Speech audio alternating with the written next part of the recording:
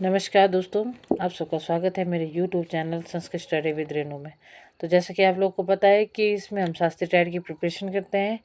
तो आप लोगों के शास्त्रीय टेट के लिए अब कम से कम 45 ही दिन लेके चलें आप, क्योंकि इससे ज़्यादा टाइम तो है भी नहीं। और क्योंकि लास्ट के 2-3 दिन तो आप कैसे चले जाएंगे रिवीजन करने में, कहीं आने जाने, मतलब जाने आने में ही। तो आप लोग के लिए 45 दिन है, ठीक है। तो 45 दिन में अपनी तैयारी अच्छे से करें और टेट को निकालने की हर संभव कोशिश करें। तो आपके लिए आज लेके आई हूँ मैं मंडल और ऋषि, ठीक है। कि ऋग्वेद में कितने मंडल है? ऋग्वेद में आपके 10 मंडल है, ठीक है। इसको मंडलों में भी और अष्टकों में भी विभक्त किया गया है। फिर ऋग्वेद के प्रथम मंडल के ऋषि कौन है? तो ऋग्वेद के प्रथम मंडल के ऋषि है मधुछंदा। ऋग्वेद के द्वितीय मंडल के ऋषि कौन है? तो गृधसंबद। ऋग्वेद के तृतीय मंडल के ऋषि कौन है? विश्वामित्र। ऋग्वेद के चतुर्थ मंडल के ऋषि कौन है? वामदेव। ऋग्वेद के पंचम मंडल के ऋषि अत्रि। ऋग्वेद के षष्ठ मंडल के ऋषि कौन है? भारद्वाज। ऋग्वेद के सप्तम मंडल के ऋषि कौन है? ऋषिष्ठ। और अष्टम मंडल के ऋषि कण्व और कण्व अंगिरस के वंशज। और ऋग्वेद के नवम मंडल के मधुछंदा और ऋग्वेद के दशम मंडल के ऋषि है भृगु, ठीक है। और ये जो आप लोगों का ऋग्वेद के द्वितीय मंडल से लेकर सप्तम मंडल तक के मंडल को प्राचीनतम मंडल कहा जाता है, ठीक है। प्राचीनतम मंडल मतलब परिवार मंडल या वंश मंडल भी इसको कहीं किसी किसी बुक में वंश मंडल और परिवार मंडल भी मतलब मिल जाता है, ऐसा लिखा हुआ भी मिल जाता है। ऋग्वेद के नवम मंडल का नाम है पवमान मंडल या सो मंडल। और ये बहुत ज़रूरी है, कई बार पेपर में पूछ लेता है, आपके नेट में सेट में किसी भी पेपर में पूछ लिया जा सकता है कि नव मंडल के मंडलों के ऋषि कौन है या मंडलों को क्या कहा जाता है। इसके बाद है ऋग्वेद के अष्टम मंडल को क्या कहा जाता है? तो ऋग्वेद के अष्टम मंडल को प्रगाथा मंडल कहा जाता है, ठीक है।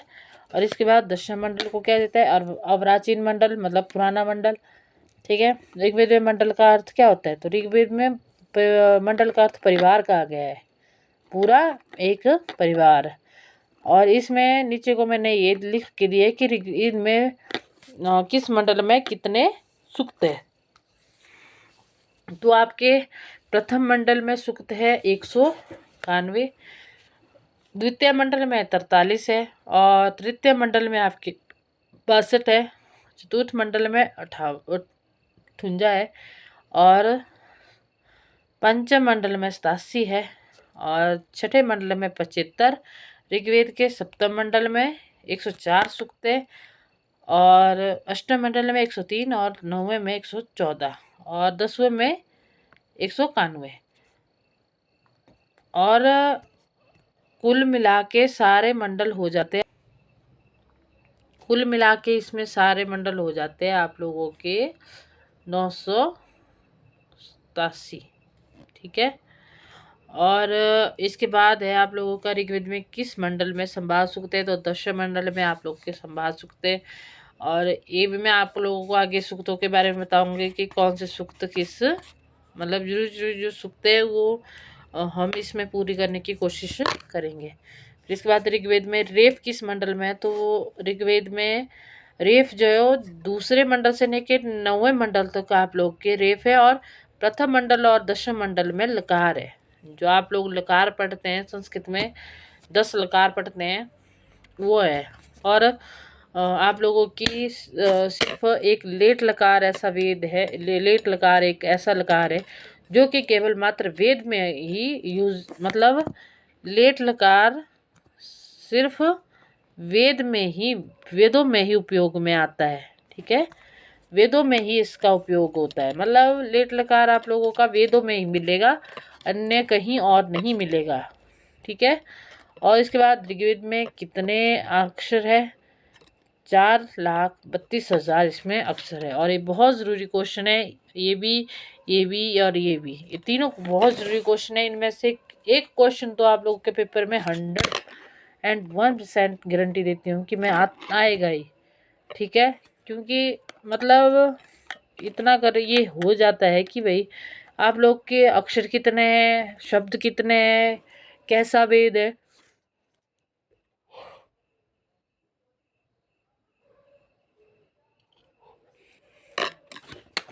ठीक है, ऋग्वेद कैसा वेद है, तो ऋग्वेद पद्यात्मक वेद है। और ऋग्वेद में कुल कितने शब्द हैं, तो इसमें है 1,53,826 शब्द है। और अक्षरों की संख्या कितने बताई, 4,32,000। ऋग्वेद में मंडलों को किस में विभाजित किया गया है, तो अनुवाक्यों में। आपने पीछे भी पढ़ा है कि इसको अनुवाक्यों में विभाजित किया गया है। और अनुवाक्यों को किस में विभाजित किया गया है, सूक्तों में।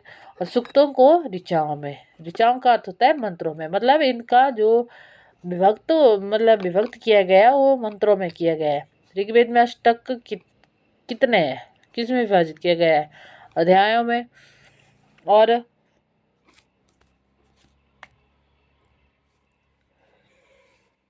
अष्टकों के अध्यायों को किस में विभाजित किया गया है, वर्गों में। और ऋग्वेद का प्रारंभिक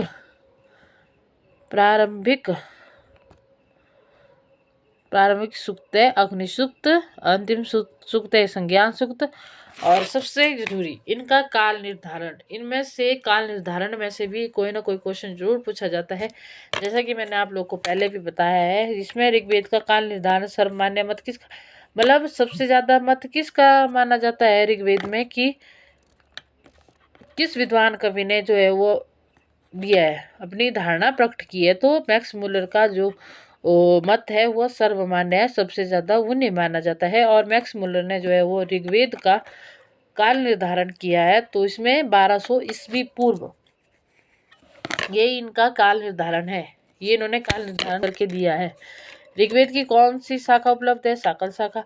ऋग्वेद की साकल शाखा के अनुसार ऋग्वेद का अंतिम मंत्र कौन सा है, समानि व आकुति, यह इसका अंतिम मंत्र है।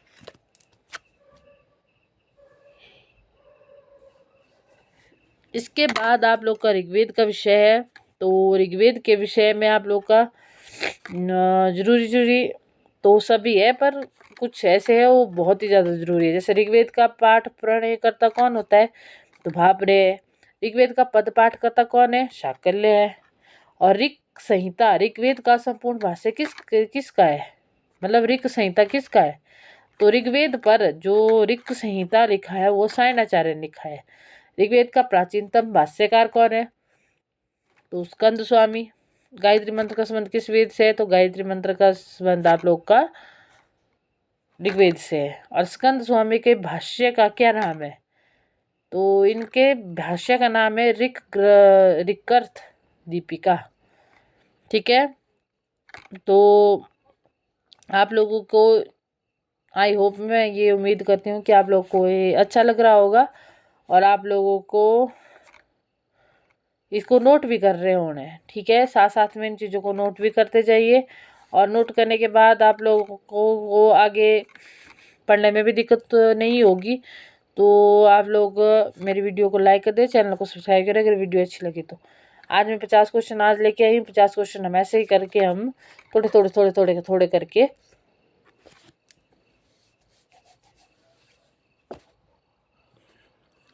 सिलेबस को ख़त्म करने की कोशिश करेंगे। ठीक है, 45 दिन बहुत होते हैं और 45 दिन में आप लोग अगर डेली के 50 क्वेश्चन करते हैं, 50 में से भी अगर आप लोगों को 50 क्वेश्चन करते हैं, 50 क्वेश्चन में भी आप लोगों को 25 क्वेश्चन याद रहते हैं, तो तब भी आप लोगों के एक अच्छी खासी मतलब एक चीज़ तैयार हो जाएगी। मतलब मतलब आप लोग के पास एक अच्छा खासा क्वेश्चन बैंक तैयार हो जाएगा।